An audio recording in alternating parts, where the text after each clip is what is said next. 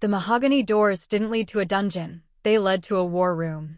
Era's pulse hammered as Cash Thorne gestured to the leather chair across from his desk, the same chair where Arthur had sold her 6 weeks ago. The air smelled of cedar and old leather, not blood. She waited for the crack in his composure, the moment he'd reveal she was just another pawn. Instead, Cash placed a heavy, diamond-encrusted folder on the table between them. The kind of folder that held secrets men killed to protect. "Your uncle thinks he sold me a victim," Cash murmured, leaning close enough that she felt the heat of his words against her temple. His scent, rain and smoke and something darker, enveloped her. "He doesn't realize he just gave me his executioner." His tattooed fingers opened the folder. Inside, ledgers, photographs, wire transfers. Her uncle's entire empire laid bare. "Tell me everything, Era," Cash whispered, his eyes holding hers with an intensity that felt like a vow. "And I'll make you the queen of the city he tried to drown you in."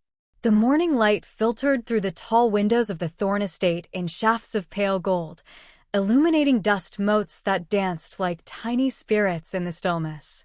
Era woke to silence, a luxury she had never known in her uncle's house, where every morning began with shouted demands and the sharp crack of doors slamming. Here, there was only the distant murmur of the estate coming to life, the soft footfalls of staff moving through hallways with purpose, but without urgency. She dressed in the clothes that had been left for her, simple, but expertly tailored garments that fit her body without attempting to hide or reshape it. The fabric was soft against her skin, expensive in a way that didn't announce itself. When she opened her door, she found a tray outside with fresh coffee and warm pastries, the kind of small kindness that still made her throat tighten with suspicion. The estate revealed itself to her slowly over the following days, a labyrinth of interconnected rooms that each served a purpose she was only beginning to understand. She wandered through the library first, drawn by the scent of old paper and leather bindings. The shelves stretched from floor to ceiling, filled with books in multiple languages. But it was the collection on the central table that caught her attention, volumes on accounting, corporate law, forensic auditing, and money laundering. Someone had left them there deliberately, their spines cracked and pages marked with careful annotations. She picked up a book on shell corporations and opened it to a flagged page. In the margin, written in Cash's precise handwriting, was a single note. "Arthur uses 3 of these. Find them." Her pulse quickened. This wasn't a library. It was a classroom. The pattern continued throughout the house. In what appeared to be a sitting room, she found a laptop waiting on an antique desk, already logged into financial databases she didn't know existed. Beside it, a leather notebook contained detailed instructions on how to trace wire transfers through offshore accounts. In the conservatory, a woman in her 60s with steel gray hair and sharp eyes introduced herself as Victoria, a retired federal prosecutor who now worked exclusively for Cash. She didn't ask Era questions about her past. Instead, she handed her a case file and said, "Read this. Tell me where the weakness is." Era realized with a startling clarity that every room in this house was a weapon, and she was being taught how to wield them all. She began to keep a routine, not because anyone demanded it, but because the structure gave her something to hold onto as her understanding of Cash's intentions shifted. Mornings were spent in the library, absorbing the language of financial fraud with a hunger that surprised her. Her uncle had always dismissed her as too slow, too stupid to understand the family business. But as she read about creative accounting and asset concealment, she recognized patterns she had seen in the ledgers Arthur kept in his office, the ones he thought no one noticed. Afternoons brought practical training. Victoria taught her how to read contracts for hidden clauses, how to identify dummy corporations, and how to follow money through deliberately tangled trails. A man named Marcus, one of Cash's most trusted operatives, showed her how to use surveillance equipment and taught her the art of reading people, their tells and vulnerabilities. He treated her with the same professional respect he would afford any colleague, never once commenting on her appearance or making her feel like the burden Arthur had labeled her. In the evenings, she dined alone in the vast dining room, though Cash would sometimes join her without announcement. He never made small talk or asked intrusive questions. Instead, he would discuss strategy, laying out the architecture of her uncle's empire with the precision of a surgeon preparing for a delicate operation. He spoke to her as if her opinion mattered, as if her insights were valuable. The first time he genuinely paused to consider something she said and then adjusted his approach based on her observation, she felt something shift inside her chest, a recognition of her own worth that had been buried under years of systematic degradation. "Your uncle made a critical error," Cash said one evening, his wine glass catching the candlelight. "He underestimated you because he couldn't see past his own prejudice. But I've learned that the people others overlook are often the ones who see the most." She met his gaze across the table, searching for the manipulation, the angle. "Why are you doing this? Training me?" "Because you already know where all the bodies are buried," he replied simply. "Arthur kept you close enough to witness everything, but far enough away that he never thought you'd understand what you were seeing. He was wrong." The truth of it settled over her like a heavy cloak. She had spent years being invisible in her uncle's house, dismissed as irrelevant while men conducted their business around her as if she were furniture. But she had been listening. She had been watching. She knew which offshore accounts held the real money, which politicians were on Arthur's payroll, and which business partners were only one scandal away from turning on him. "What happens when we destroy him?" she asked quietly. Cash's expression remained unreadable, but something flickered in his dark eyes. "You tell me. This is your vengeance, Sarah. I'm simply providing the tools." The weight of that statement followed her as she explored the estate's grounds the next day. The gardens were immaculate, maintained with the same precise attention to detail that characterized everything in Cash's world. She found herself in a greenhouse filled with orchids, exotic blooms that required specific conditions to thrive. A gardener was tending to them with gentle hands, adjusting humidity and light with practiced care. "Mr. Thorne says these remind him that beauty requires the right environment," the gardener said without looking up. "Put them in the wrong soil, they die. But give them what they need, and they become extraordinary." Era understood the metaphor. This entire estate was designed to provide her with exactly what she needed to bloom into something her uncle would never see coming. The gilded cage wasn't a prison. It was a chrysalis. That night, she stood in front of the mirror in her room, really looking at herself for the first time in years. Not through the lens of her uncle's cruelty or society's narrow standards, but through her own eyes. She saw someone who had survived when survival should have been impossible. She saw someone who had been forced to develop a spine of steel just to endure each day. And now, for the first time, she saw someone who had the power to strike back. The girl who had been traded like currency was gone. In her place stood a woman who knew exactly how dangerous knowledge could be when wielded by someone with nothing left to lose and everything to prove. She returned to the library and opened the notebook Cash had left for her. On a fresh page, she began to write, documenting everything she remembered about her uncle's operation. Every whispered conversation, every suspicious transaction, every moment she had been invisible and listening. The words flowed from her pen like a confession, but it wasn't her sins she was confessing. When Cash found her hours later, surrounded by pages of meticulous notes, he didn't interrupt. He simply placed a fresh cup of coffee beside her and said, "You're ready."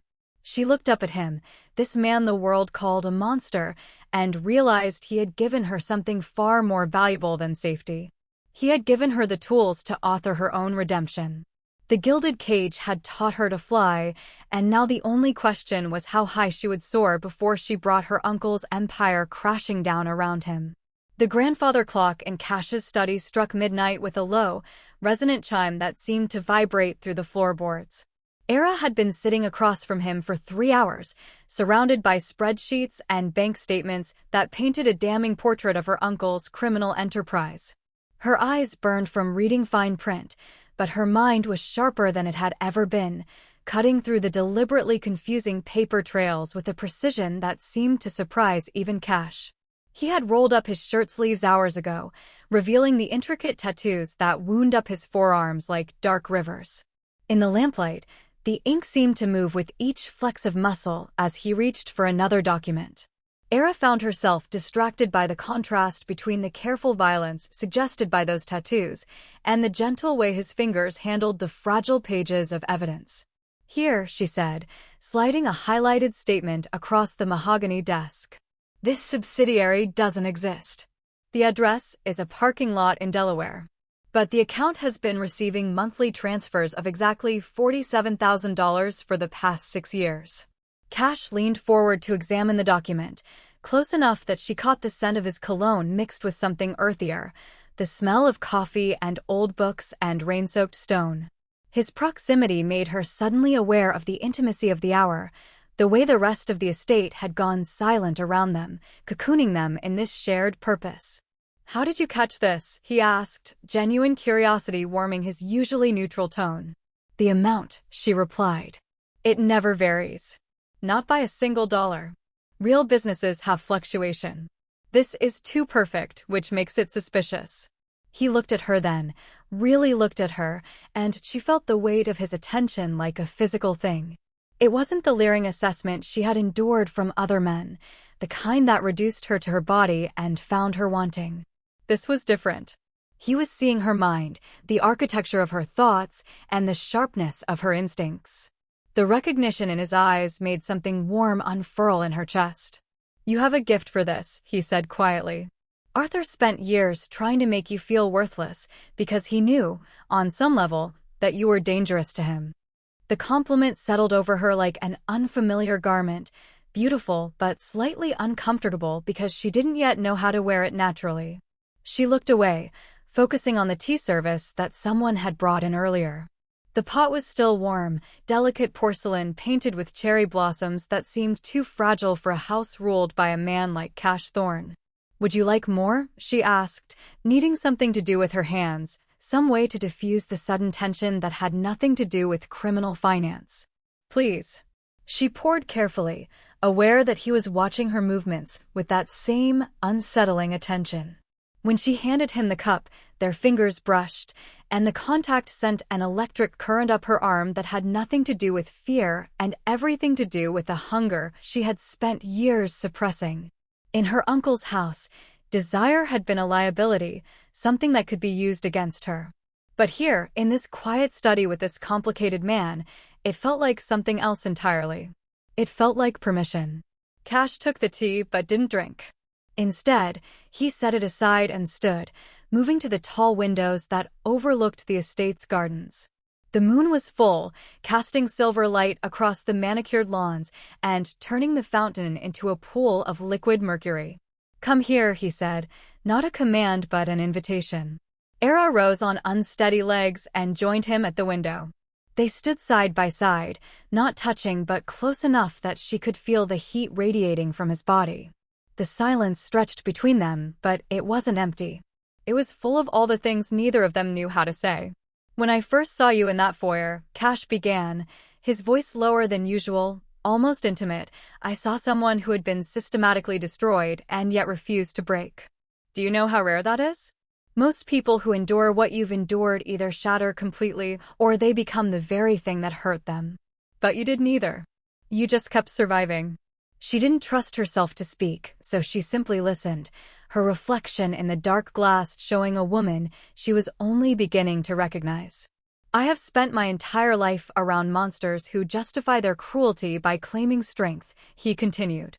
"They mistake brutality for power. But you, Era, you understand something they never will. Real strength is carrying unbearable weight and still choosing to be kind. I watched you feed that stray cat in the courtyard. I saw you repair the torn page in that antique book, even though no one would have known you were the one who damaged it. You have been treated like you're worthless, and yet you still treat the world with care." His words cracked something open inside her, some carefully constructed wall she had built to survive. Tears burned hot behind her eyes, but she refused to let them fall. She had cried enough in this house. This moment deserved something more. "I don't feel strong," she whispered. "I feel like I'm pretending to be someone I'm not. Like any moment, I'll wake up and realize this was all just another way to break me." Cash turned to face her fully, and she had no choice but to meet his gaze. In the moonlight, his features were softer, the hard edges of his face gentled by shadows.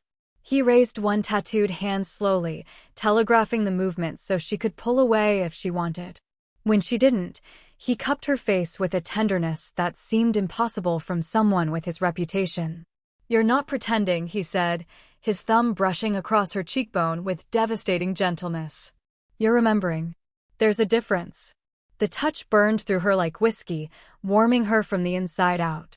She had been touched before, usually in violence or dismissal, casual shoves and rough handling that reinforced her position as something less than human. But this was different. This touch asked permission with every second it lingered. This touch suggested she was something precious. "Cash," she breathed, not even sure what she was asking for. He leaned closer, and she could see the war playing out behind his dark eyes. The desire was there, unmistakable and intense, but so was something else. Restraint. Respect. The understanding that she had been powerless for so long that rushing this, taking this, would be just another form of theft. "Tell me to stop," he said, his lips close enough to hers that she could feel the words against her mouth. "Tell me this isn't what you want, and I will step back. You will still be safe here. You will still be trained. Nothing will change except this." The choice he was offering her was almost more intoxicating than the proximity. He was giving her power over this moment, over him, over the crackling tension that had been building between them since the night he refused to treat her like the burden Arthur had labeled her. "I don't want you to stop," she said, and the confession felt like jumping off a cliff with no certainty of what waited below. He kissed her then, and it was nothing like the punishing, possessive kisses she had seen in movies or read about in books. It was questioning, almost reverent, as if he was learning the shape of her through touch. She gasped against his mouth, and he took the opportunity to deepen the kiss, one hand tangling in her hair while the other settled on the small of her back, pulling her closer. Era had spent years making herself small, trying to take up less space in a world that told her she was too much. But in Cash's arms, she didn't feel too much. She felt exactly right. His hands traced the curve of her waist with an appreciation that had nothing to do with spite or fetish and everything to do with genuine desire. He kissed her like she was air, and he had been drowning. When they finally broke apart, both breathing hard, he rested his forehead against hers. His hands remained gentle on her body, grounding her in the reality of this moment. "This complicates things," he said, but there was no regret in his voice. "Everything about this situation was already complicated," she replied, surprised by the steadiness in her own voice.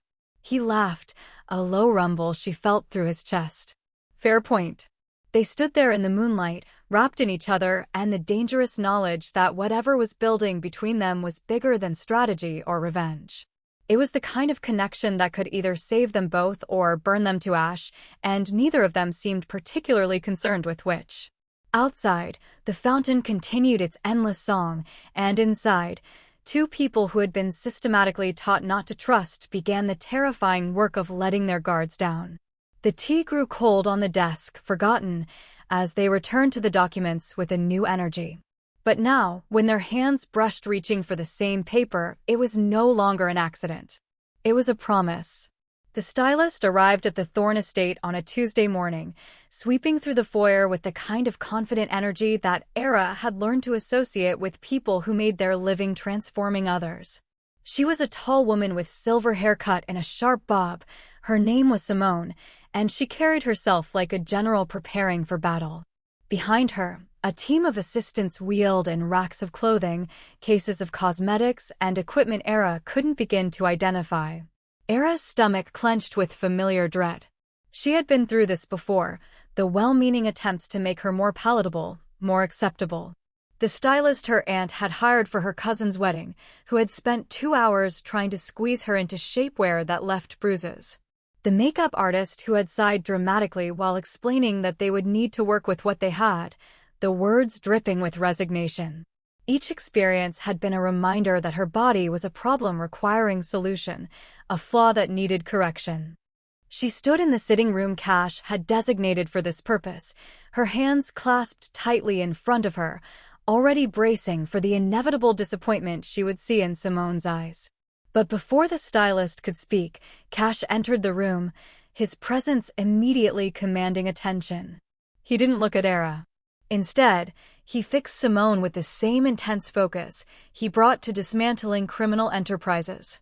Before we begin, let me be absolutely clear about what I expect. You are not here to hide her. You are not here to minimize her or make her disappear into the background. You are here to armor her. Simone's perfectly shaped eyebrows rose slightly. Armor her? She is about to walk into rooms full of people who have spent their lives perfecting cruelty as a sport, Cash continued, his voice carrying that low, dangerous edge that made even his own staff stand straighter. They will look for weakness. They will search for any vulnerability they can exploit. Your job is to ensure that when they look at her, they see someone so formidable, so deliberately and perfectly herself, that they understand attacking her would be a fatal mistake. He finally turned to Era, and the intensity in his gaze made her breath catch. You are not a problem to be solved. You are a weapon to be sharpened. Simone's work should reflect that reality. The stylist's expression transformed from professional courtesy to genuine interest. She circled Era slowly, not with the critical assessment Era had learned to endure, but with the focused attention of an artist studying her canvas. When you say armor, you mean we enhance what's already devastating about her. Exactly. Simone nodded slowly, a smile playing at the corners of her mouth. I can work with this. In fact, I'm going to enjoy this.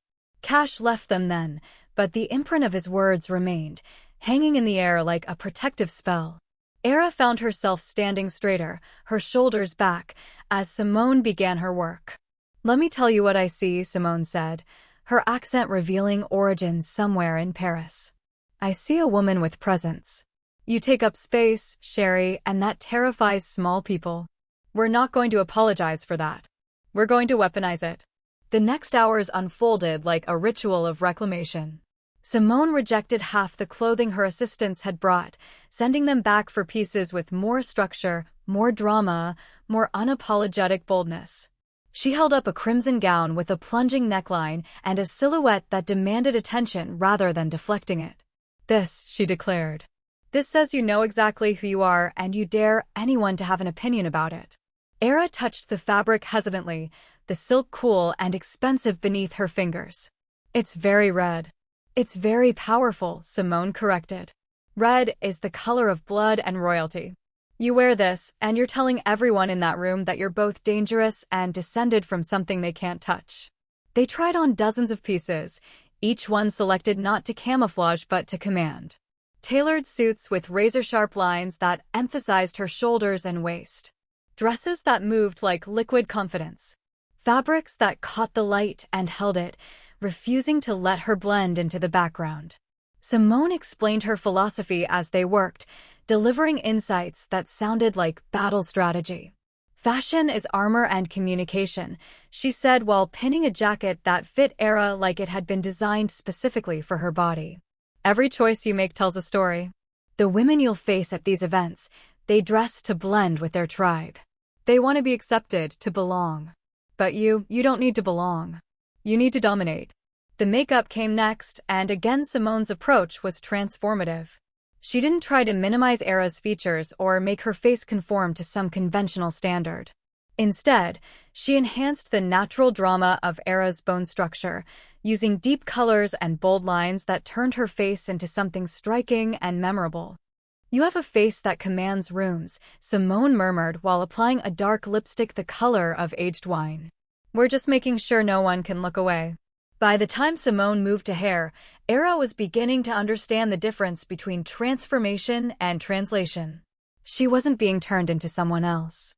She was being revealed, the person she might have always been if the world hadn't spent so long trying to convince her to disappear.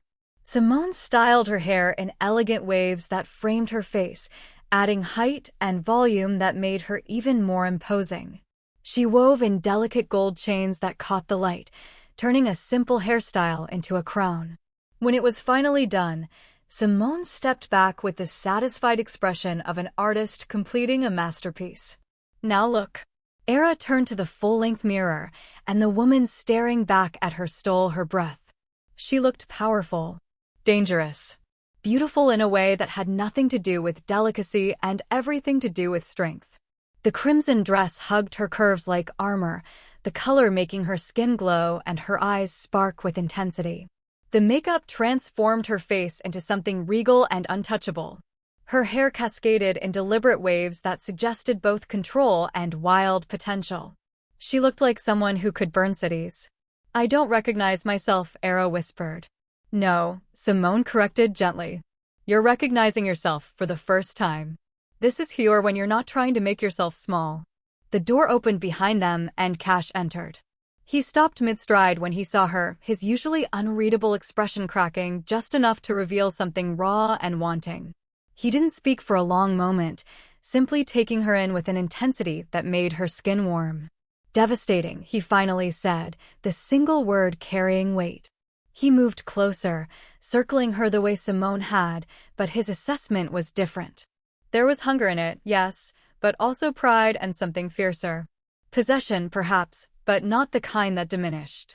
The kind that elevated. "The gala is in 3 days," he said. "By the time we're done, every person who ever made you feel less than will understand exactly what they lost when they underestimated you." Simone began unpacking jewelry, laying out pieces that looked like they belonged in museum collections. Diamonds that caught the light like captured stars. Rubies that matched the dress with deliberate perfection. Emeralds set in gold that seemed to pulse with old power.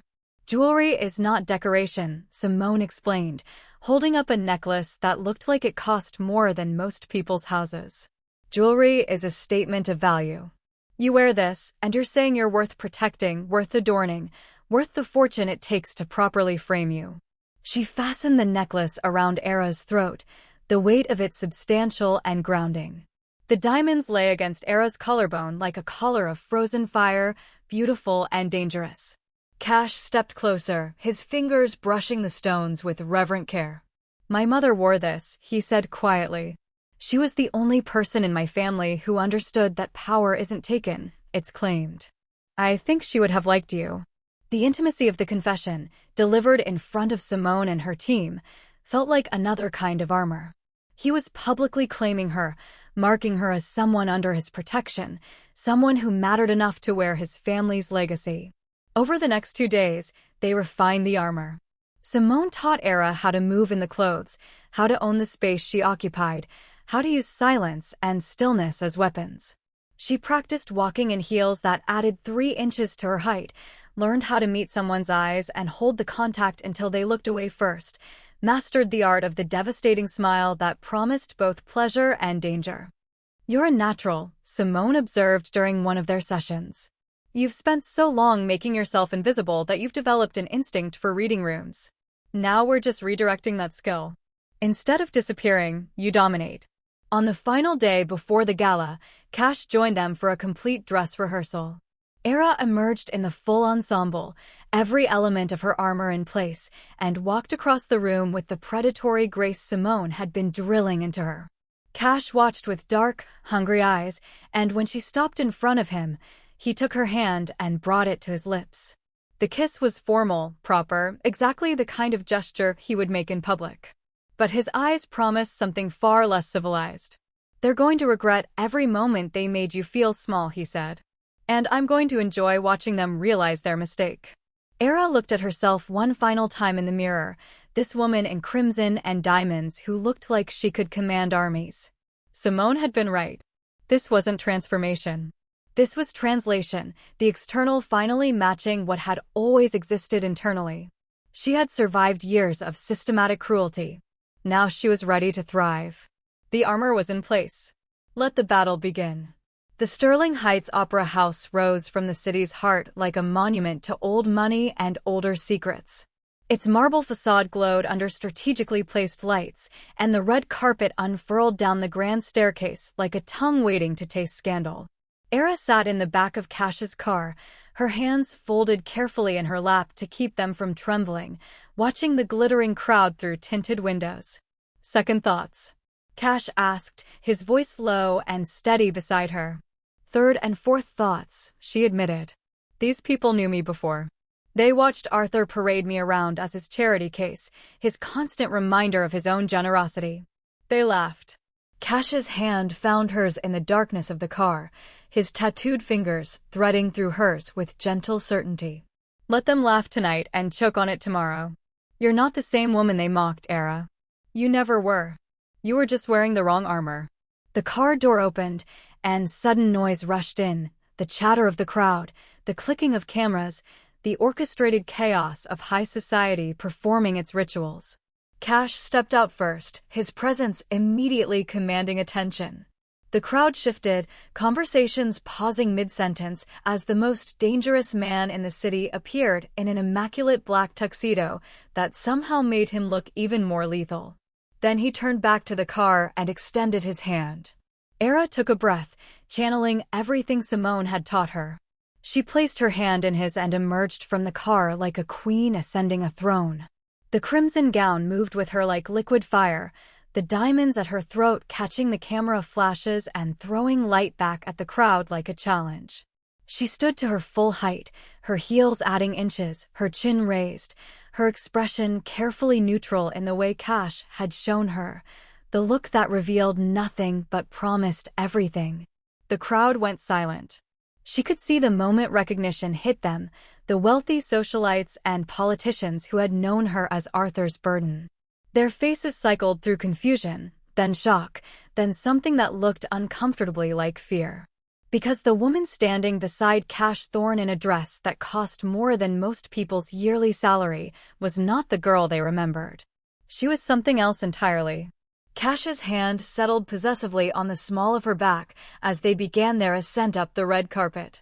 Cameras exploded around them, photographers shouting questions that Cash ignored with practiced ease. But Era could feel every eye on them, every whispered conversation that started the moment they passed. Is that really her? What is she doing with him? My God, look at that dress.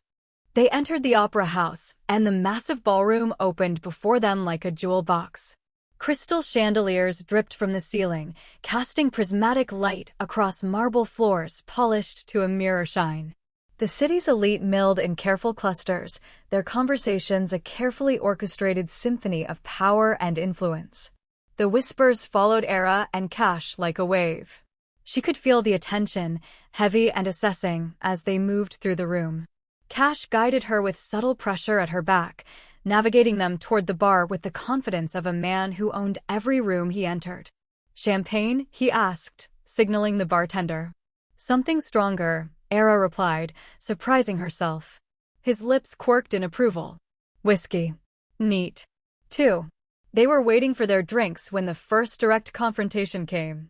A woman in a glittering silver gown approached, her expression arranged in the particular smile that wealthy women used when delivering socially acceptable cruelty. Era recognized her immediately. Victoria Ashford, a former friend of her aunt's, who had once loudly speculated at a family dinner about whether Era had considered gastric bypass surgery. Cash Thorne, Victoria purred, ignoring Era completely. What a surprise to see you at a charity function.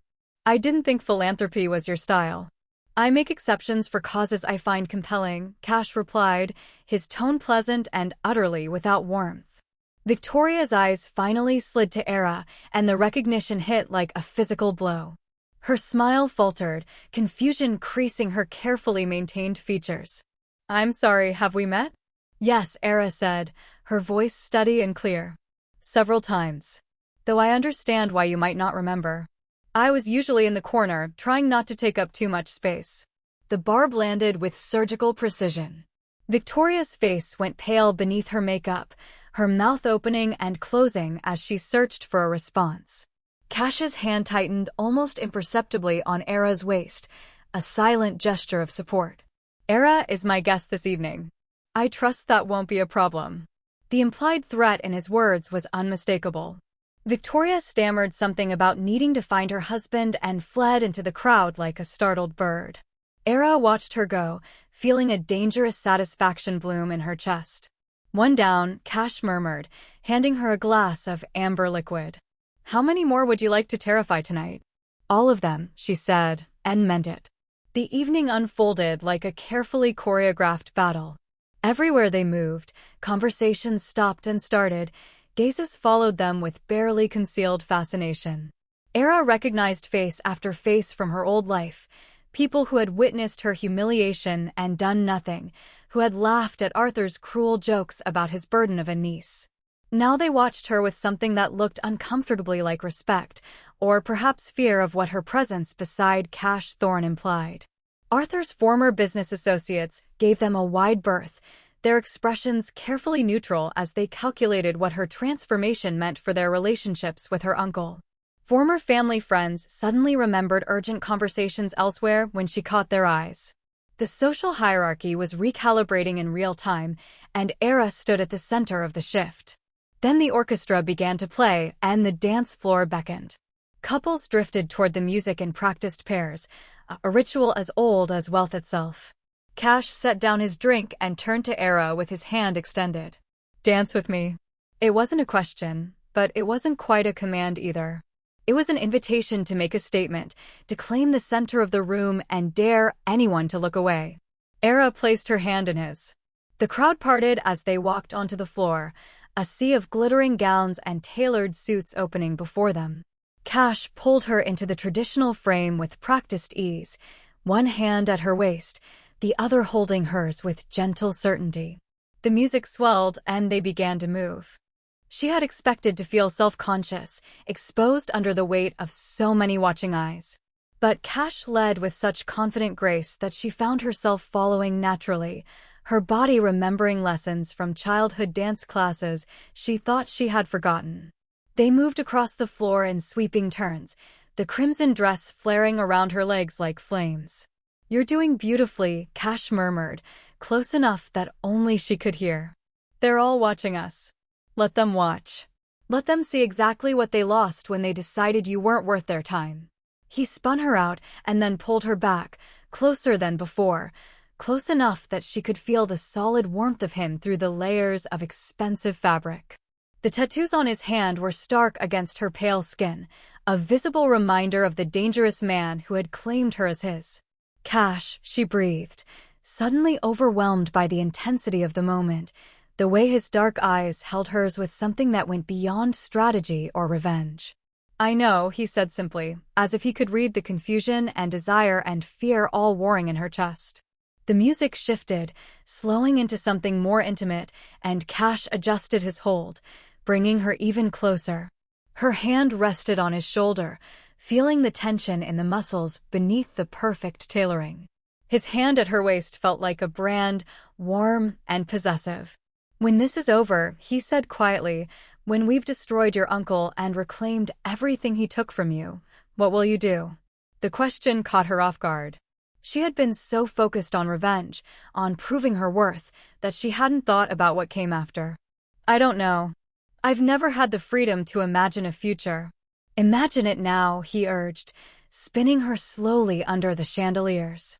"What does Era Grace want when she's not fighting to survive?" She looked up at him, this complicated man who had given her armor and weapons and the terrifying gift of choice. "I want to matter. Not because of who I destroyed or who claimed me, but because of who I chose to become." Something shifted in his expression, a crack in the controlled facade he showed the world. "You already matter, Era. You mattered the moment you chose to stand up instead of breaking down." The music built to a crescendo, and he dipped her low, her hair cascading toward the floor, the diamonds at her throat catching the light like stars. The room around them blurred into irrelevance. There was only this moment, this man, this dangerous recognition of something neither of them had planned for. When he pulled her upright, they were both breathing harder than the dance required. The song ended, and polite applause rippled through the ballroom, but neither of them moved. They stood in the center of the floor, locked in a gaze that promised things that had nothing to do with revenge and everything to do with the terrifying vulnerability of being truly seen. "We should circulate," Cash finally said, but his hands remained on her waist. "We should," Era agreed, but didn't step back.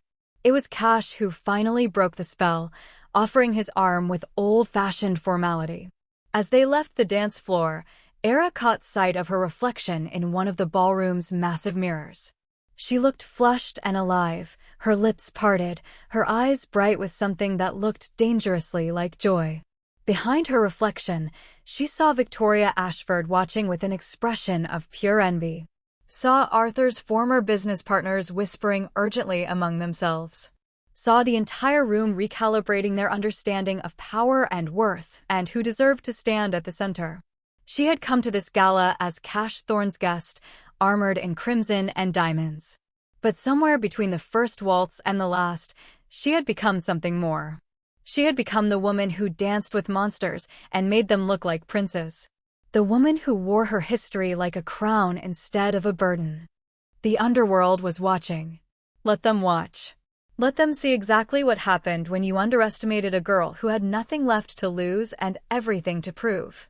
The night was far from over, and Era Grace was just beginning. The morning after the gala, Era woke to sunlight streaming through her windows and the unfamiliar sensation of contentment. She stretched in the silk sheets, remembering the way Cash had looked at her on the dance floor, the weight of his hands on her waist, the promises unspoken but undeniable in his eyes. For the first time in her life, she had felt powerful not despite who she was, but because of it. The feeling lasted exactly as long as it took her to check her phone. The screen exploded with notifications, dozens of messages from numbers she didn't recognize, links to news articles and social media posts. Her hands trembled as she opened the first one, and her blood turned to ice. The headline screamed across the top of the city's most notorious gossip site, Thorne's new pet, Arthur's niece playing both sides? Below it, a series of photographs that had clearly been taken with a telephoto lens over the past several weeks. Era entering her uncle's old office building, the one she had visited exactly once to retrieve some of her mother's belongings that Arthur had been holding hostage. The angle made it look clandestine, guilty. Another photo showed her having coffee with someone the caption identified as one of Arthur's senior accountants, though in reality it had been a chance encounter at a cafe where the man had tried to intimidate her into silence, and she had told him to go to hell. But the worst photo was from 3 days ago. Era standing in the Thorne estate's garden, holding what appeared to be documents. The caption suggested she was photographing sensitive materials to send to her uncle. In reality, she had been reviewing the very evidence they were compiling against Arthur, but the image had been cropped to remove all context. The article that followed was a masterpiece of innuendo and manufactured scandal. It painted her as a plant, a spy sent by Arthur to infiltrate Cash's organization and feed information back to her uncle. It questioned whether her entire transformation had been an act, whether Cash Thorne had finally been seduced by the oldest trick in the book, a beautiful woman with hidden loyalties. Era's stomach lurched. She barely made it to the bathroom before she was sick, her body rejecting the champagne and canapes from the night before, along with any lingering sense of security. When the spasms finally stopped, she sat on the cold tile floor, her phone clutched in shaking hands, reading through comment after comment from people who had never met her but were convinced they knew her sins. A sharp knock on her bedroom door made her flinch. Era. Cash's voice, tight with controlled fury. Open the door. She forced herself to stand, catching sight of her reflection in the mirror. Her makeup was smudged, her hair a tangled mess, her eyes red-rimmed and wild. She looked guilty. She looked exactly like someone with something to hide. When she opened the door, Cash stood in the hallway with his phone in hand, his expression carved from granite. Behind him, she could see Marcus and 2 other members of his security team, their faces carefully neutral in that way that suggested they were already treating her like a threat. Is it true? Cash asked, his voice dangerously quiet. The question landed like a physical blow. After everything, after he had seen her, truly seen her, he could ask that question with such cold suspicion. No, she said, her voice breaking. Cash, you know me. You know I would never. I know what the evidence suggests, he interrupted, holding up his phone to show her the photos. I know you had access to sensitive materials. I know you visited your uncle's building. I know you met with his people. I can explain all of this, Era said desperately, hating the pleading note in her voice, but unable to stop it. The building was to get my mother's things. The accountant cornered me at a cafe. The documents in the garden were the files we were reviewing together. You know that, you were there. Was I? Cash asked, and the doubt in his voice shattered something inside her. Or did I see what you wanted me to see? Tell me, Era, was any of it real? The vulnerability, the gratitude, the way you looked at me last night on that dance floor. Tears burned hot down her cheeks. All of it was real. Everything was real. Marcus stepped forward, his expression apologetic but firm. Sir, we need to secure her until we can verify. Don't touch her, Cash snapped, and for a moment, Era felt a flicker of hope. But then he turned back to her, and his eyes were empty of the warmth she had seen just hours before. Get dressed. We're going to sit down and you're going to explain every single one of these photos, every meeting, every moment that could possibly be construed as betrayal. And Era, if I find out you've been lying to me, if this has all been some elaborate game orchestrated by your uncle, you will discover exactly why people fear my name. He walked away, leaving her standing in the doorway with Marcus and the security team as her unwanted escorts.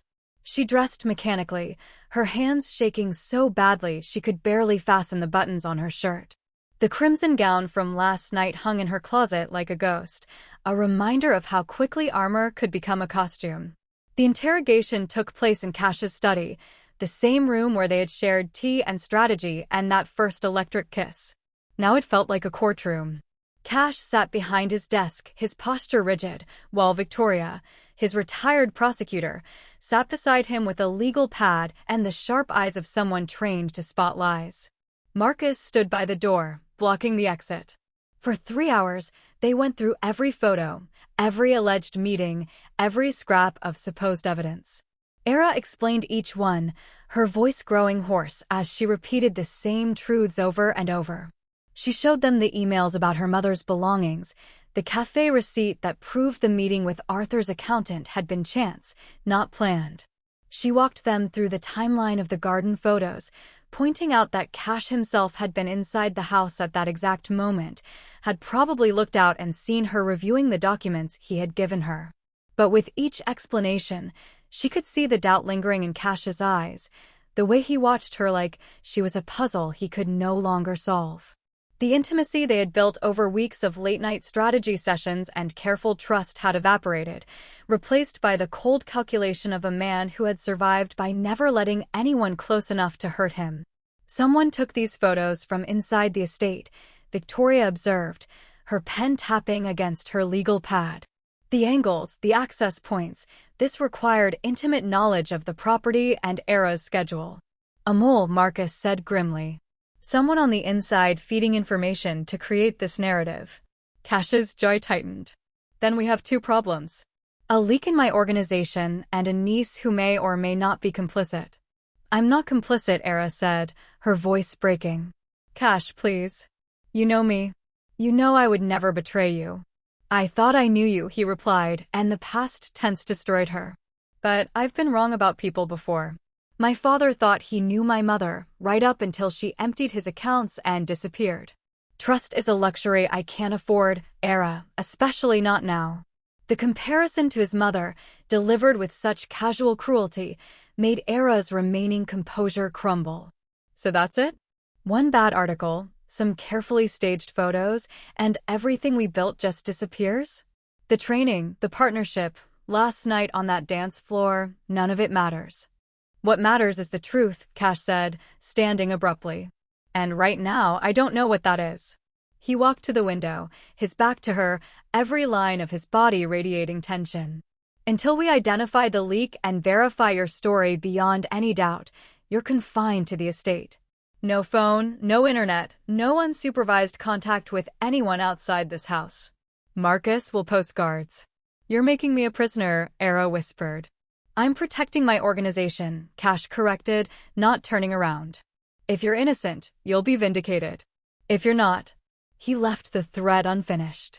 Victoria gathered her notes, her expression sympathetic but professional. Marcus moved to escort Era from the room, his hand hovering near her elbow without quite touching. She walked out on numb legs, past the library where she had learned to decode her uncle's crimes, past the sitting room where Simone had armored her, past the garden where she had fed stray cats and allowed herself to imagine a future. Back in her room, she heard the lock click from the outside. The sound was quiet, almost apologetic, but final. She walked to the window and looked out at the estate grounds, at the fountain where she had once watched Cash from a distance and marveled at the complexity of the man everyone called a monster.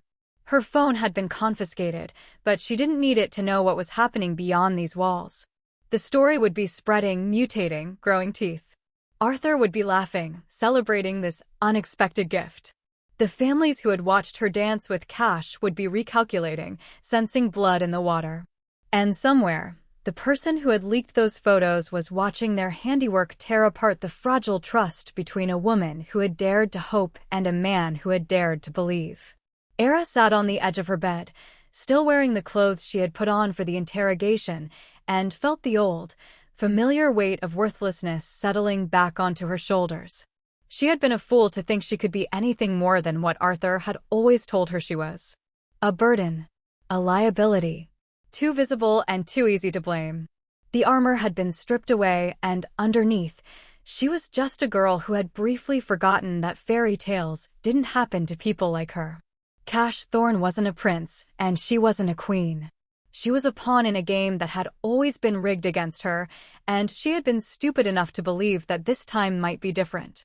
Outside her window, storm clouds gathered over the city, and the first drops of rain began to fall like tears from a sky that understood what it meant to break. The rain had been falling for 2 days, a relentless assault that turned the estate grounds into a waterlogged prison. Era spent the hours staring at the ceiling of her locked room, listening to the footsteps of guards pacing outside her door, feeling the walls close in with every passing minute. The irony wasn't lost on her. She had escaped one cage only to find herself in another, this one more devastating because she had believed it was sanctuary. On the third morning, Marcus unlocked her door with an expression that managed to convey both sympathy and professional detachment. "Mr. Thorne wants to see you." Now.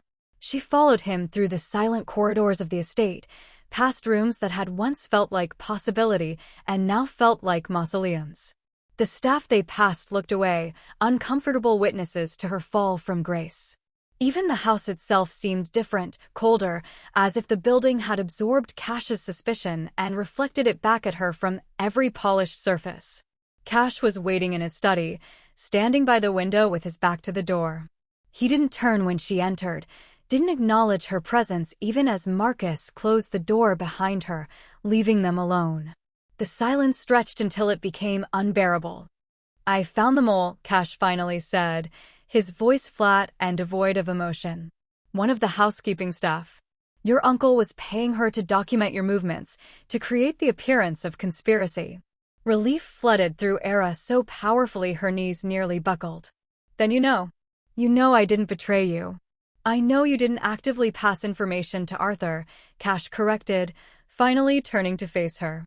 His expression was carefully blank, the same mask he wore when dealing with business adversaries. "But that's not the same thing as trust, is it?" The words hit her like a slap. "What are you saying?" "I'm saying that I made a mistake," Cash replied, moving to his desk and opening a drawer.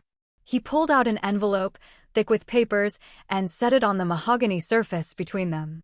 "I allowed myself to forget the fundamental rule that has kept me alive in this world. Everyone is a potential liability. Everyone can be used as leverage." "Cash, please. Inside that envelope is everything you need," he continued as if she hadn't spoken. "New identification, accounts in your name with enough money to start over anywhere you want, letters of recommendation that will open doors. Considerate payment for the information you provided about your uncle's operations.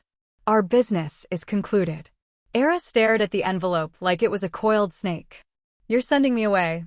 I'm releasing you from an arrangement that has become untenable for both of us." His voice remained clinical, professional, as if he were dissolving a business partnership rather than destroying whatever fragile thing had grown between them. "The investigation proved you weren't a spy, but it also proved something else. You're a weakness, Era. Arthur knew exactly how to use you against me, and he will do it again. As long as you're in my life, you're a target. A vulnerability I can't afford." "So that's it?" Era's voice rose, anger finally breaking through the numbness. "One manufactured scandal and you just erase everything?" The training, the partnership, the way you looked at me on that dance floor like I was something precious. For the first time, emotion flickered across Cash's face, something raw and quickly suppressed. What I looked like and what I can afford are two different things. I built my reputation on being untouchable, on never letting anyone close enough to be used against me. My father's mistake was loving my mother more than he loved his survival. I watched that love destroy him. I won't make the same error. So you're choosing fear over trust, Era said, her heart breaking with every word. You're proving that everyone who ever called you a monster was right. His jaw tightened, but his voice remained steady. I'm choosing survival over sentiment. That's what has kept me alive when better men have fallen. You should thank me, Era. I'm giving you the one thing you wanted, freedom. Take it and go. She looked at him, really looked at him, searching for any crack in the armor, any sign of the man who had kissed her in this very room and made her believe she mattered. But there was nothing. He had retreated so far behind his walls that she couldn't reach him anymore. You're a coward, she said quietly, and watched the word land like a bullet. You dress it up as strategy and survival, but the truth is you're terrified. Not of Arthur or the families or any external threat. You're terrified of the possibility that someone might actually see you and choose to stay anyway. So you push them away first and call it wisdom. Get out, Cash said, his voice dropping to a dangerous whisper. Gladly. Era grabbed the envelope with shaking hands. Her vision blurred with tears she refused to let fall in front of him. But you should know something, Cash Thorne.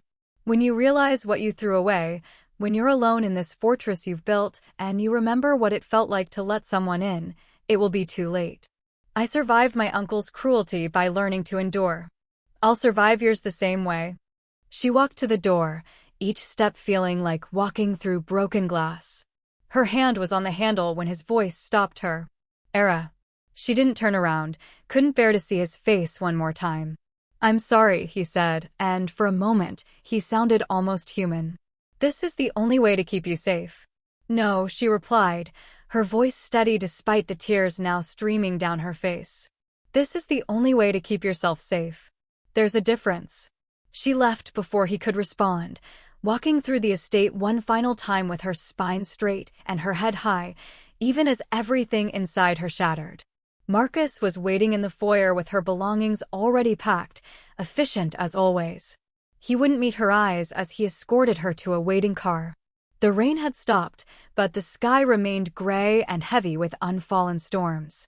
As the car pulled away from the Thorne estate, Era watched it disappear in the rearview mirror, the fortress that had briefly felt like home becoming smaller and smaller until it vanished entirely.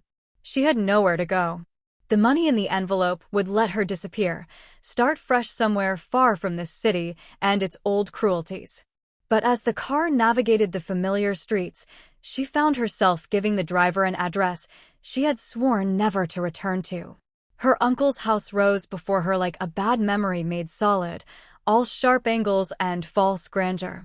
The place where she had learned that her worth was measured by her usefulness, where every day had been a reminder that she was tolerated, not wanted. The place she had been so desperate to escape that she had walked willingly into a monster's lair. Except Cash hadn't been a monster. He had been something far more dangerous. He had been human, complicated and damaged and capable of making her believe she deserved better. And then he had proven that even his version of care came with conditions she couldn't meet. The front door opened before she could knock, and Arthur stood there with a smile that didn't reach his cold eyes. He looked older than she remembered, more worn, but the calculation in his gaze was sharper than ever. Well, well, he said, stepping aside to let her enter. I heard about your little adventure with the Thorne boy. Didn't work out the way you hoped, did it? Era walked past him into the foyer that smelled of expensive tobacco and cheap cologne, the same scent that had permeated her entire childhood. Everything was exactly as she remembered, from the ugly chandelier to the portrait of Arthur's father glaring down from the wall. I need a place to stay, she said, hating every word. Temporarily. Until I figure out my next move. Arthur's smile widened, predatory and satisfied. Of course, my dear niece. Family takes care of family, after all. Your old room is exactly as you left it. She climbed the stairs to the small bedroom that had been her prison for so many years, each step feeling like a defeat. The room was unchanged, the same narrow bed, the same water-stained ceiling, the same window that looked out onto nothing but the neighbor's brick wall. She had spent countless nights in this room dreaming of escape, of becoming someone who mattered. And she had. For a few brief, shining weeks, she had mattered. She had been armored and armed and standing beside a man who made the city tremble. She had danced in crimson and diamonds and felt powerful. Now she was back where she started, except worse. Because now she knew exactly what she had lost. Era sat on the edge of the bed and pulled out the envelope Cash had given her. Inside, along with the identification documents and bank information, was a single photograph. Her and Cash at the gala, captured mid-dance, both of them looking at each other with expressions so raw and unguarded it hurt to see. On the back, in Cash's precise handwriting, "For when you forget what you're worth." She pressed the photograph to her chest and let herself break, sobs racking her body as the full weight of her losses crashed down. She had escaped one cage only to trade it for another, and then for a third when the second proved too painful to endure. Below, she could hear Arthur on the phone, his voice drifting up through the vents. "Yes, she's here." "No, exactly as planned." The Thorn Boy pushed her away just like we expected. Fear is so predictable in men who pretend to be strong. The words filtered through her grief like ice water, and Era's sobs stopped abruptly. She sat up, wiping her eyes, her mind suddenly racing. Arthur's voice continued, casual and boastful, unaware she could hear every word. "She'll be useful now, whether she knows it or not. Thorn's weakness for her is obvious, even if he's too proud to admit it. We can use that." Understanding crashed over Era with brutal clarity. The photos hadn't just been about destroying her relationship with Cash. They had been the first move in a larger game, one designed to push her back into Arthur's orbit where she could be controlled, manipulated, used as a weapon against the man who had dared to challenge her uncle's empire. She had run straight into the trap, broken and vulnerable, exactly as Arthur had planned. But as she sat in that familiar room with its water-stained ceiling and narrow bed, Era realized something her uncle hadn't accounted for. She wasn't the same girl who had left this house. She had been trained by the most dangerous man in the city. She had learned to read ledgers and trace money and recognize manipulation when she saw it. And she had just discovered that her uncle had seriously underestimated what a woman with nothing left to lose could do with the right information. The first 3 days back in Arthur's house, Era played the role her uncle expected. She kept her head down, spoke in soft, defeated tones, and let him believe his trap had worked perfectly. She ate meals in silence while he gloated about business deals and made thinly veiled comments about the foolishness of trusting men like Cash Thorn. She nodded and retreated to her room like a wounded animal seeking darkness. But every night, while Arthur slept soundly in his master suite, convinced of his own brilliance, Era worked. She used the laptop Cash had given her, the one Arthur's people had carelessly returned with her belongings, assuming it was just another possession. They hadn't realized it was a weapon, loaded with encrypted access to databases and search protocols that made her previous snooping look like child's play. She started with the phone call she had overheard, tracing the number Arthur had dialed. It led to a burner phone registered to a shell company, which led to another company and another, each layer revealing more of the architecture her uncle had built to hide his crimes. Victoria's training kicked in as Era documented everything with meticulous precision, creating a web of connections that would make any prosecutor salivate. On the fourth night, she found the first mention of the plan. An email buried in Arthur's personal server, the one he thought was secure behind firewalls and encryption that would have stopped most people. But Cash's IT specialist had taught Era how to exploit the weaknesses in these systems, and she had been an excellent student. The email was from 6 weeks ago, shortly after Arthur had traded her to Cash. The sender was identified only as V, but the contents made Era's blood run cold. "The girl is established in the Thorn household. Recommend we proceed with Phase 2 within the month. Thorn's attachment is developing as predicted. When we activate the exposure protocol, his response will be emotional, not tactical. He'll push her away to protect her, and she'll have nowhere to go but back to you. From there, we can use her proximity to either gather intelligence or, if necessary, eliminate him when his guard is down. Eliminate him. The words seemed to pulse on the screen, each letter a small detonation. Arthur hadn't just wanted to embarrass Cash or damage his reputation. He wanted him dead, and he was willing to use Era as the weapon to accomplish it. She kept reading, following the thread through dozens of emails that outlined the plan with chilling detail. The mole in Cash's household had been Arthur's plant from the beginning, positioned months before Era's arrival. The leaked photos had been carefully staged to create maximum damage while maintaining plausible deniability.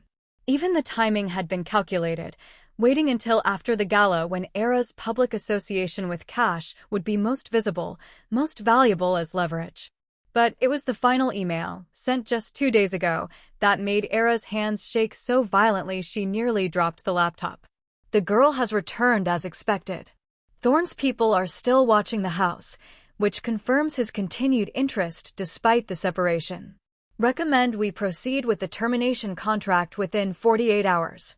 The warehouse on Pier 17 is prepared. Thorne has a meeting scheduled with the Kozlov family tomorrow night at 11 p.m. The girl's uncle will send her with a message, ostensibly to warn Thorne of the Kozlov betrayal, but she'll be wearing a tracking device. When Thorne's guard is down, our people will move. Collateral damage is acceptable. Era read the email 3 times, her mind racing through the implications. Tomorrow night, Arthur was going to send her to Pier 17 with information designed to lure Cash into a trap, and when he arrived, believing he was meeting with allies or perhaps even hoping to see her, he would be walking into an ambush. And she would be there, the bait that drew the monster into the kill zone, her presence ensuring his guard would be compromised. She checked the timestamp. The email had been sent 16 hours ago. That meant she had less than 30 hours before Arthur's plan went into motion. Her first instinct was to run, to grab the identification and money Cash had given her and disappear into the night. Let the monsters kill each other. Let Cash face the consequences of his own paranoia and Arthur face whatever justice or injustice the universe dealt him. She owed neither of them anything. But even as she thought it, she knew it was a lie. Cash had pushed her away to protect her, however misguided his method. He had given her tools and training and the first genuine respect she had ever received from another human being.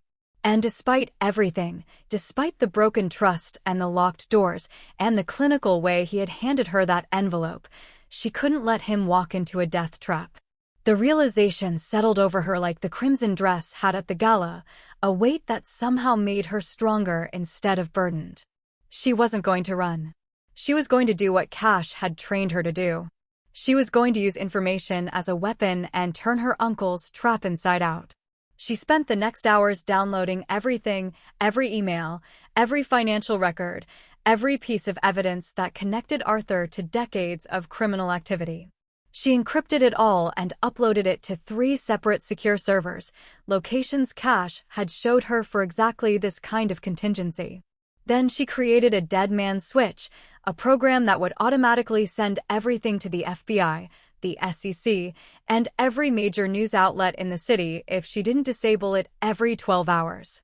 By the time dawn broke over the city, Era had assembled a case that would bury Arthur so deep he would never see daylight again. But she still had to survive the next 24 hours and find a way to warn Cash without getting them both killed in the process. Arthur knocked on her door at 9 a.m., his voice falsely cheerful through the wood. Era, darling, I need you to run an errand for me today. Nothing too taxing, just delivering a message to an old business associate. She opened the door with carefully crafted hesitation, her eyes red from genuinely sleepless nights, her posture defeated. I don't want to see anyone. Can't you send someone else? I'm afraid this particular message requires a personal touch, Arthur said, his smile not reaching his calculating eyes. It's for Cash Thorne, actually. I've received some information about a threat to his safety, and despite our differences, I feel obligated to warn him. Family honor and all that. The performance was almost convincing. If Era hadn't read the emails, hadn't seen the blueprint for murder laid out in clinical detail, she might have believed her uncle was actually capable of honor. "He won't want to see me," she said, letting her voice break convincingly. "He made it very clear that I'm not welcome in his life." "Which is precisely why you're the perfect messenger," Arthur replied smoothly. "He'll be suspicious of anyone else, but you. He'll listen to you, even if he pretends otherwise." He stepped closer, his hand landing on her shoulder with false affection. "Do this for me, Era. Consider it repayment for taking you back in when you had nowhere else to go." There it was, the familiar refrain of her childhood. "You owe me. You're a burden who must constantly repay the debt of your existence." She had heard it so many times it had become background noise, the soundtrack to a life of servitude. But now she heard it for what it really was. Manipulation. Control. The tool Arthur used to keep her compliant and useful. "What time?" she asked quietly, playing her role perfectly. "Tonight. 11 p.m. at Pier 17. He has a meeting there with some associates. You'll arrive early, warn him about the Kozlov family's plans to betray him, and then leave." Simple. Simple. A simple trap that would end with Cash dead and Era either collateral damage or so psychologically destroyed she would be useless to anyone, including herself. "Okay," she whispered. "I'll do it." Arthur's smile widened with genuine pleasure. He pulled her into an embrace that made her skin crawl, his cologne overwhelming and sickly sweet. "That's my good girl. I knew I could count on you." He left her then, already pulling out his phone to make arrangements, to set the final pieces of his plan in motion. Era closed her door and leaned against it, her heart hammering so hard she could feel it in her throat. She had less than 14 hours to figure out how to save Cash's life, expose her uncle's plot, and survive the aftermath. The training Cash had given her suddenly felt inadequate against the magnitude of what she was attempting. She wasn't a spy or a soldier. She was just a woman who had learned to read ledgers and follow money trails. But as she looked at the laptop screen, still displaying Arthur's damning emails, she realized she had one advantage her uncle hadn't accounted for. She knew exactly what he was planning, down to the smallest detail. And she had been trained by a man who understood that information, properly wielded, was more powerful than any weapon. Era opened a new encrypted message window and began to type. She couldn't risk contacting Cash directly, not with Arthur monitoring everything. But Victoria, the retired prosecutor who had taught her to read contracts and find weakness, had given Era a secure contact method for emergencies. The message was brief and precise. "Arthur plans to kill CT tonight at Pier 17, 11 p.m. Ambush disguised as Kozlov meeting. I'm being used as bait. Have evidence of everything. Need extraction protocol. AG." She hit send and watched the message disappear into the encrypted network, hoping it would reach Victoria in time, hoping the older woman would believe her, hoping that somewhere in Cash's organization there were still people who trusted her enough to act. Then she began to prepare for the longest night of her life. She dressed in dark, practical clothing and found the tracking device Arthur's people had hidden in her jacket, a small piece of technology no bigger than a button. She left it in place, but disabled its microphone with a technique Marcus had taught her during one of their security sessions. In the kitchen, she palmed a small paring knife and tucked it into her boot. It wasn't much, but it was something. She thought about the woman who had danced at the gala in crimson and diamonds, who had felt powerful and beautiful and worthy. That woman seemed like a stranger now, a beautiful dream from someone else's life. But as Era caught her reflection in the darkened window, she realized something. The armor Simone had given her wasn't in the dresses or the jewelry. It was in the set of her shoulders, the steel in her spine, the knowledge that she had survived worse than this and could survive it again. She wasn't the burden Arthur had always claimed she was. She wasn't the weakness Cash had feared. She was the woman who saw the trap coming and chose to walk into it anyway, armed with nothing but information and the stubborn refusal to let the monsters win. Tonight, at Pier 17, someone's plan was going to fail spectacularly. And Era Grace was going to make sure it was her uncle's.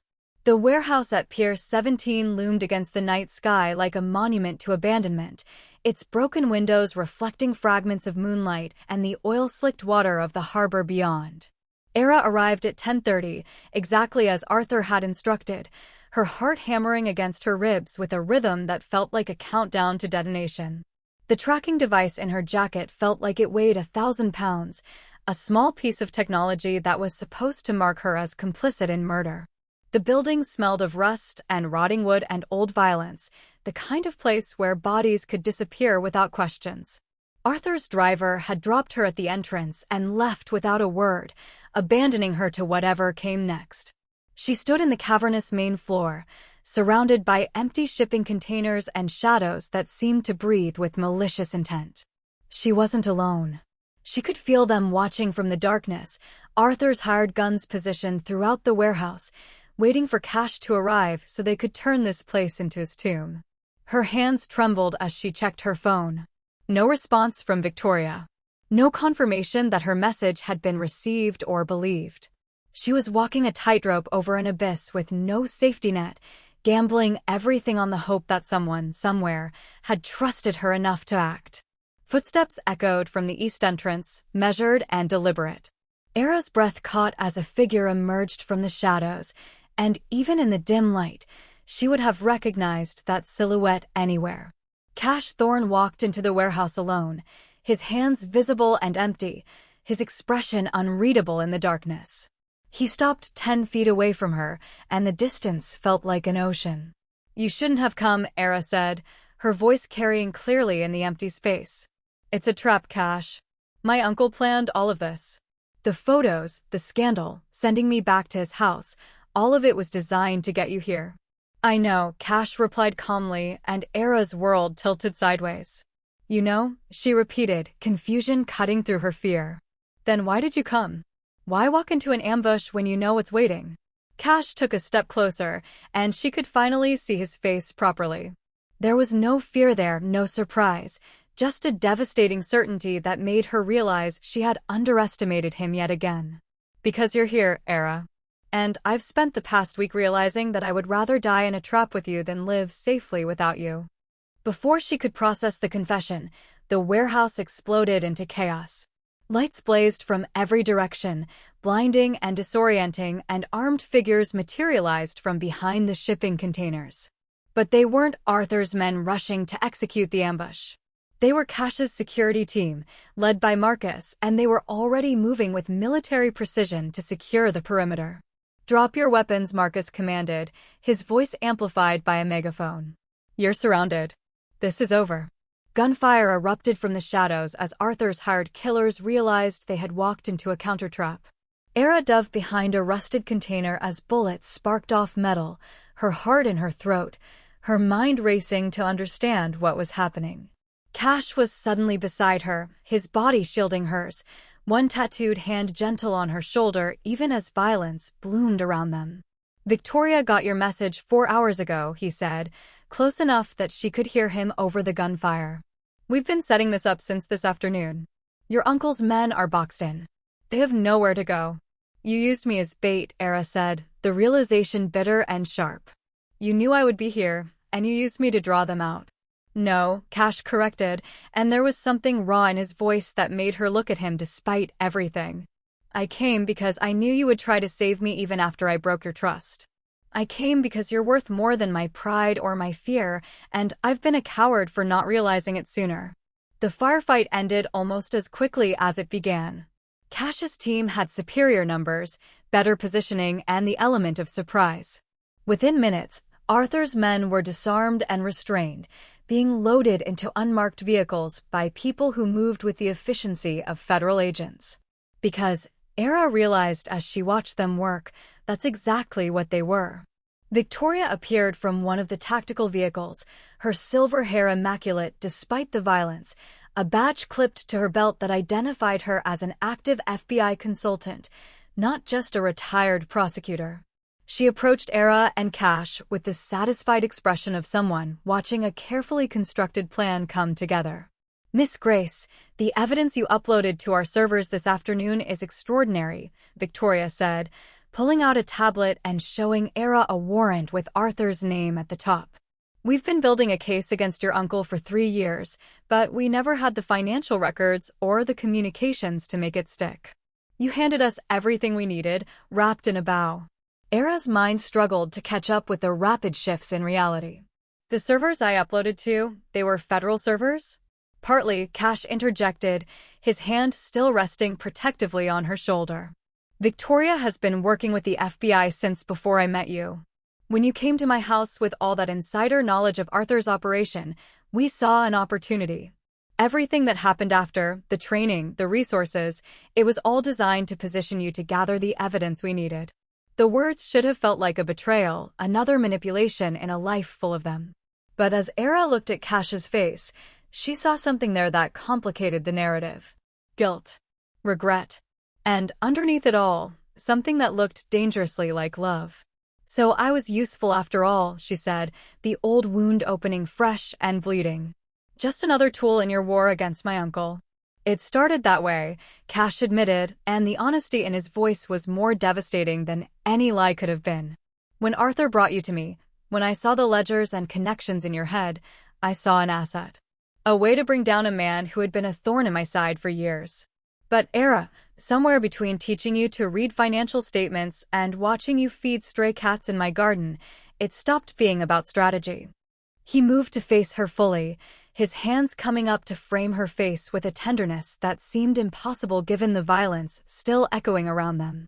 "I pushed you away because I was terrified of how much you had come to mean to me.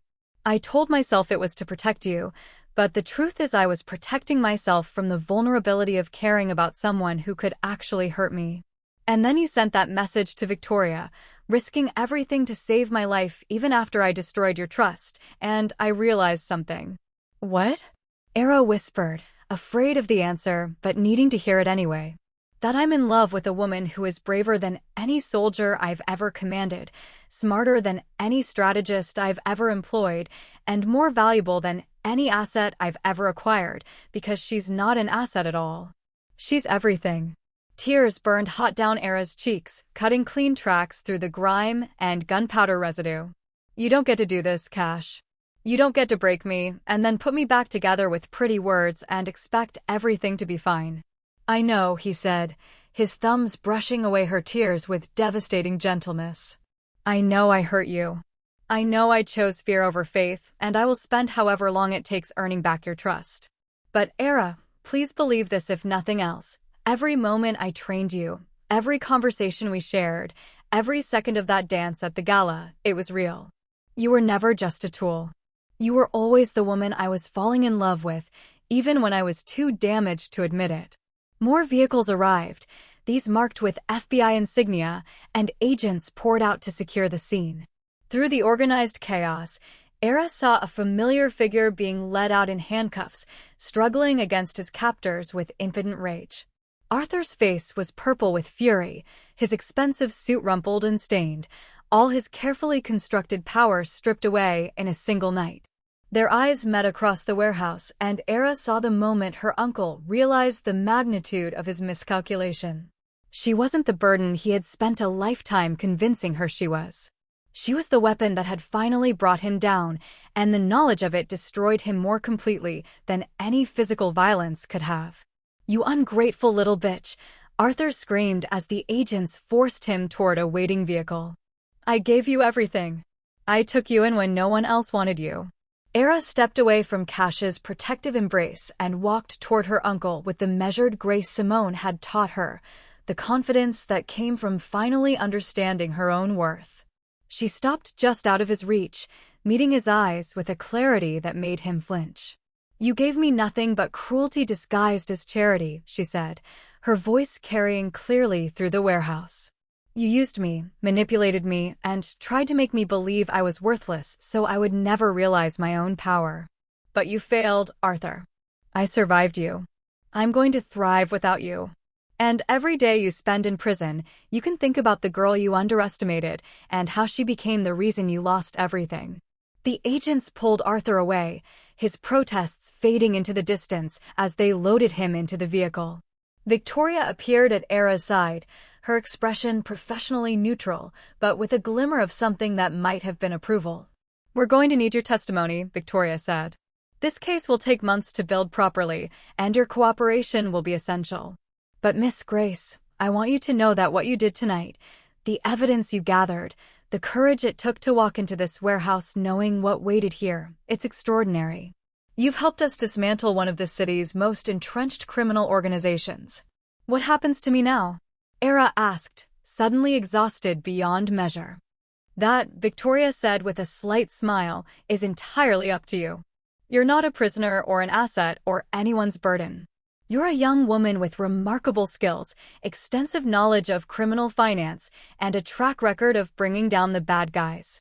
The FBI would very much like to discuss employment opportunities, if you're interested. Or you take Cash's money, disappear, and live whatever life you choose. For the first time, Era, you get to decide." The weight of absolute freedom settled over Era like the crimson dress, transformative and terrifying in equal measure. She could go anywhere, be anyone, start fresh with no history and no obligations. She turned to look at Cash, who stood several feet away, giving her space to make this choice without his influence. "What do you want?" she asked him. "If I stay, if I choose to try again with you, what would that look like?" Cash moved closer, his expression more vulnerable than she had ever seen it. "It would look like two damaged people learning to trust each other. It would be messy and complicated and sometimes painful because neither of us knows how to do this well. But Era, I can promise you this. I will never lie to you again. I will never push you away out of fear. And I will spend every day proving that you're not just worth loving, you're worth fighting for, worth changing for, worth everything." He pulled a small velvet box from his pocket, and Era's breath caught. He opened it to reveal not a ring, but a key. Heavy and ornate, clearly designed for the main entrance of the Thorne estate. "This isn't a proposal," Cash clarified quickly. "It's an invitation. The house is yours, whether you choose to live there with me or use it as your base while you build whatever life you want. No locks on your door, no guards unless you request them, no conditions except this. You come and go as you please, and I will be grateful for every moment you choose to stay." Era took the key, feeling the weight of it in her palm. It wasn't a cage or a gilded prison. It was a choice, offered freely with no strings attached. She thought about the girl who had been traded like currency, who had believed she was too visible and too easy to blame. Then she thought about the woman who had gathered evidence to bring down a criminal empire, who had walked into a trap to save a man who had broken her heart, who had finally learned that her worth wasn't determined by others' opinions, but by her own resilience.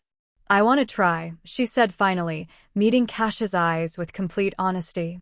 "I want to believe that we can build something real from all this brokenness. But Cash, if you ever lock me in a room again, if you ever treat me like a liability instead of a partner, I will walk away, and I won't come back. My forgiveness isn't infinite, and my trust has to be earned." "I understand," Cash said solemnly. "And I will earn it, Era. Every single day."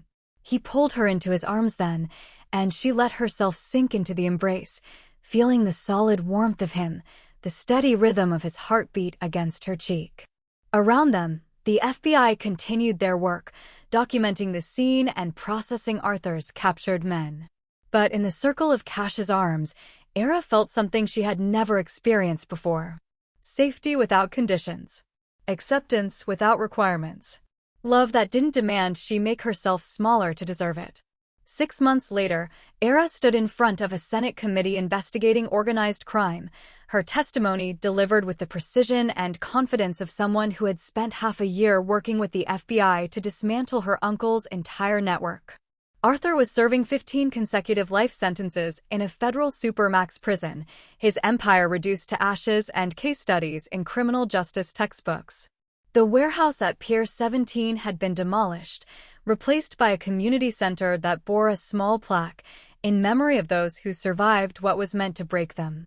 Era had declined the FBI's job offer, choosing instead to start a nonprofit organization that helped other victims of financial abuse understand the systems that had trapped them. She gave lectures on forensic accounting, taught classes on recognizing manipulation, and personally mentored young women who had been told they were worthless by the people who should have protected them. The Thorne estate had become something different, too. Cash had converted parts of it into a training center, teaching security and financial literacy to people from backgrounds similar to Era's. The library where she had first learned to decode criminal enterprises now hosted regular classes. The garden where she had fed stray cats became a meditation space for trauma survivors. And in the evenings, when the work was done and the students had gone home, Era and Cash would sit in his study over tea and talk about everything and nothing. They were learning each other slowly, carefully, two people who had spent their lives armored against intimacy, discovering what it meant to be vulnerable together. They still fought sometimes, their respective damages colliding in ways that required patience and communication, and the hard work of choosing each other even when it wasn't easy. But every disagreement ended with honesty instead of locked doors, with conversation instead of exile. Cash had kept his promise, earning her trust back piece by piece, day by day, moment by moment. On a crisp autumn evening, almost a year to the day after the night at Pier 17, Cash found Era in the conservatory, watering the orchids that the gardener had taught her to maintain. He wrapped his arms around her from behind, his chin resting on her shoulder, breathing in the scent of her hair mixed with greenhouse earth and exotic blooms. "I have something for you," he murmured against her ear. Era turned in his arms, raising an eyebrow. "Another key? I already have access to every room in this place." "Not a key," Cash said, pulling out a different velvet box, smaller and more significant. "A question." He opened it to reveal a ring, simple and elegant, a single diamond that caught the greenhouse light and threw rainbows across their joined hands. "Era Grace, you walked into my life as someone else's cast-off and became the most extraordinary person I've ever known. You're brilliant and brave and too good for someone like me, but I'm selfish enough to ask anyway. Will you marry me? Not because you owe me anything or because you need my protection, but because two broken people might make something beautiful together." Era looked at the ring, then at the man holding it, the monster the world feared who had taught her to see her own strength. She thought about the girl who had once believed she was a burden, who had measured her worth by others' cruelty. That girl was gone, transformed not by a man's love, but by her own refusal to accept the labels others had given her. But this man, this complicated, damaged, impossibly tender man, had been there when she needed armor and weapons and someone who believed she was capable of extraordinary things. He hadn't saved her, she had saved herself, but he had given her the tools and the space to do it. And that was worth something. That was worth everything. "Yes," she said, and watched his face transform with unguarded joy. "Yes, I'll marry you. But Cash, if you ever buy me a dress and tell the stylist to hide me instead of armor me." He kissed her before she could finish the threat, pouring a year's worth of devotion and regret and hope into the contact. When they finally broke apart, both breathless, he slipped the ring onto her finger with hands that trembled slightly. "Never," he promised. "You're devastating exactly as you are, and I will spend the rest of my life making sure you never forget it." Outside the greenhouse, the city sprawled in all its complicated glory, full of the same monsters and victims and survivors that had always populated its streets.